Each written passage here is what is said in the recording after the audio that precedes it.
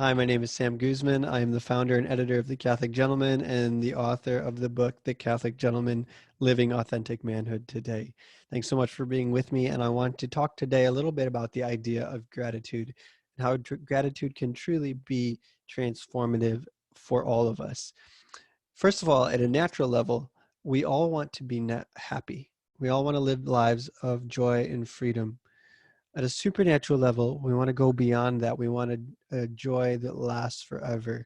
We want to find our fulfillment in God himself. We want to be saints. We want to be holy. So how can we bring these two things together? How can we bring our desire for sanctity and our desire for happiness and joy in this life uh, together? How can we sanctify ordinary life? That's really the question, isn't it? Well, I would propose that the answer to that is gratitude. And it sounds like such a simple concept, be thankful. And yet there's a lot more to it, which I want to explore. To really understand gratitude, I think we have to go all the way back to the beginning. What were we made for? Why did God create us? And I would propose that it is for praise.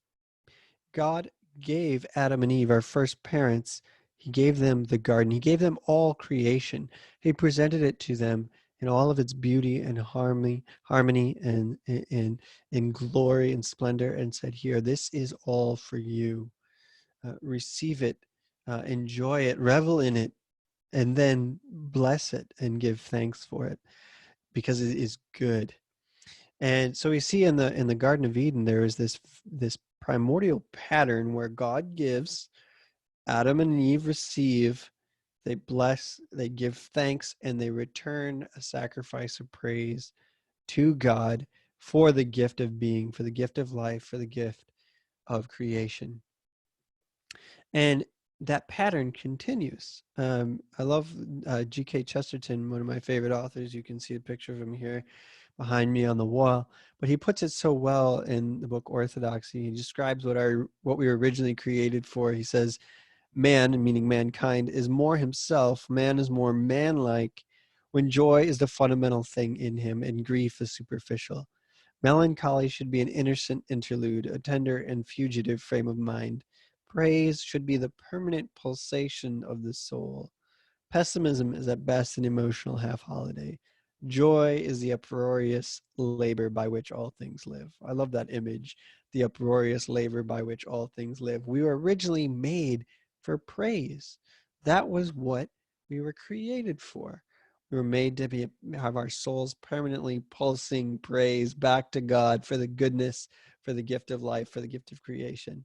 And not only for ourselves, but on behalf of all creation, because yes, animals, they can be thankful in their own way, but only human beings can be uh, uh, rationally, consciously aware of the gift of being in life and give thanks for it in a way that that is fully conscious. The problem with this beautiful picture is that sin messed it up. As you know, we don't always give thanks to God. In fact, humanity is deeply ungrateful for the gift of life, for the gift of creation. We often descend from gratitude into hatred. We destroy creation. We are ungrateful for the many, many blessings, the many, many graces that we've been given. And so we go from this place of realizing that all is gift, all is grace, which is what our original state was intended to be, and we descend into this place of ingratitude, entitlement, anger, hatred. We shake our fist in God's face and say, you know, why have you let us down? Why have you failed us? And so we, instead of returning praise, we return ingratitude and even anger and hatred and spite towards God. That's what sin does. It mars this beautiful ebb and flow of gift and gratitude between God and creation. And look, we all get sucked into this. It only takes a few minutes on a website that has any kind of news headlines, Catholic or not, and all you see is bad news. And before you know it, you're saying, is there any goodness left in the world? Is God even there? Does he care? Does he love us? And the devil wants to steal our joy. He wants to steal that spirit of praise. He wants to extinguish it as much as possible. So where does that leave us? Is it true? Is it true that there's no goodness left in the world? It's all just bad and evil and you know, coronavirus and thefts and robberies and rapes and all kinds of horrible things.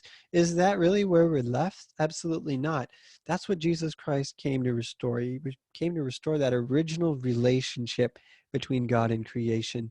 And on the cross, he took all the sufferings of the world and offered them, transubstantiated them to God and offered them as a sacrifice of praise. He came to restore communion between God and creation.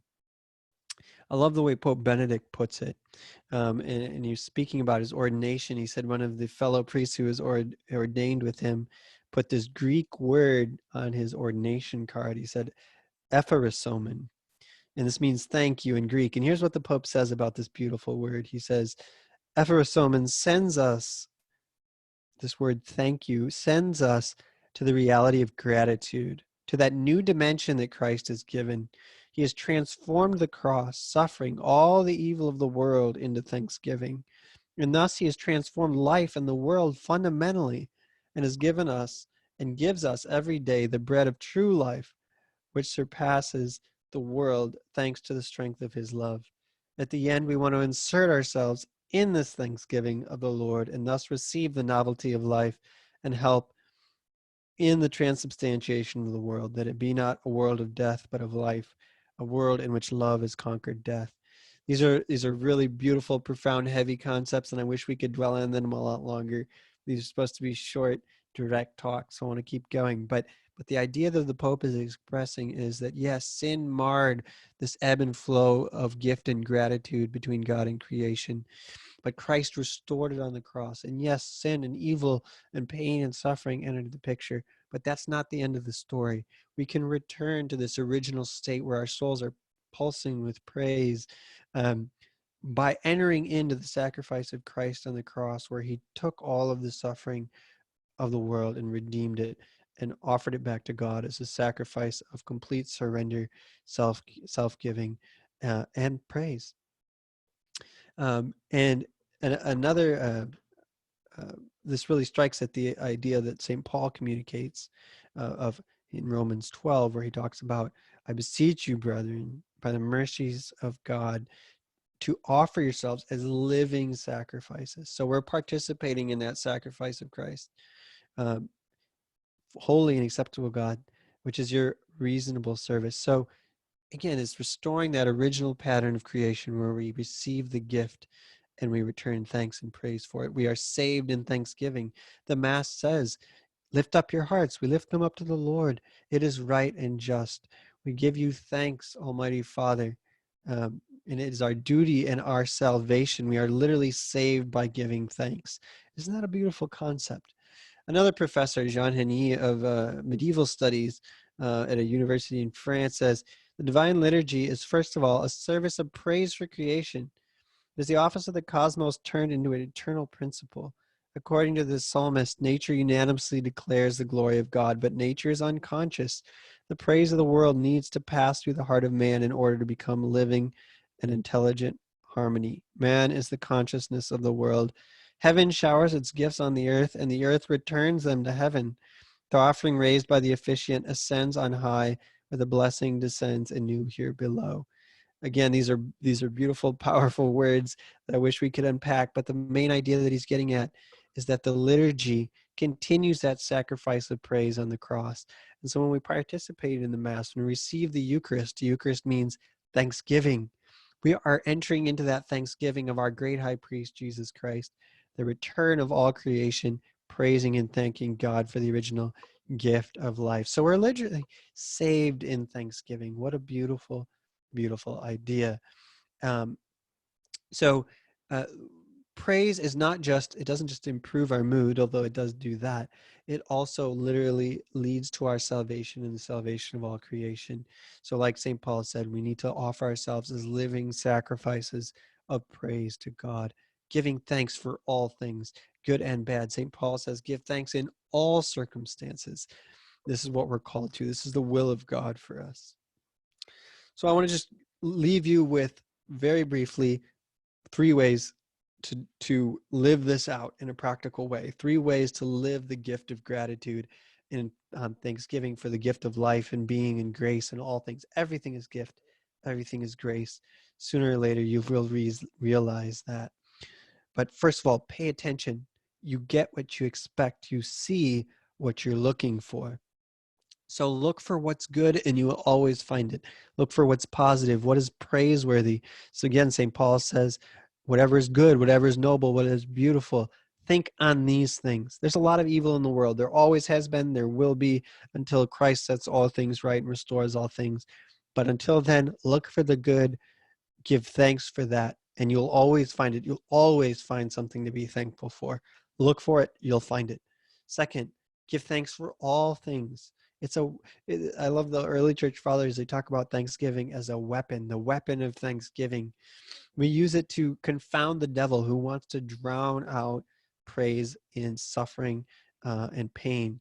But we want to give thanks for all things. The obvious gifts, yes, but also in spite of suffering. And then finally, the highest level is what the saints did. They gave thanks for suffering itself, which is very difficult for us. But that's what they did. They gave thanks in all circumstances. Every trial they saw as a gift, an opportunity to grow. So even their sufferings were transformed into good. And we can do that too. It takes grace, it takes effort, but we can do that too. Give thanks for all things. Give thanks in all circumstances. That's the will of God for us, as St. Paul says. And then finally, cultivate wonder and humility. There's miracles everywhere. Every plant, every flower, every butterfly, everything, every breath that you take, every beat of your heart is a miracle. A miracle. And the more you study creation, the more you realize just how true that is. So cultivate wonder and humility. And if you want to learn how to do that, read my friend G.K. Chesterton here. Reading Chesterton is like learning, is a school of humility and wonder. That's his theme through all of his writings. And start with his book Orthodoxy if you don't know where to start. It's a breath of fresh air. It will fill you with joy and wonder. So read whatever you need to read to get you in the mood, but really, truly cultivate wonder and humility. It will change your life. We take so much for granted. We feel so entitled. If we can just move beyond that and move to a place of wonder and humility, Thanksgiving will spontaneously erupt in our hearts. Gratitude will just spring out of us. We won't be able to contain ourselves.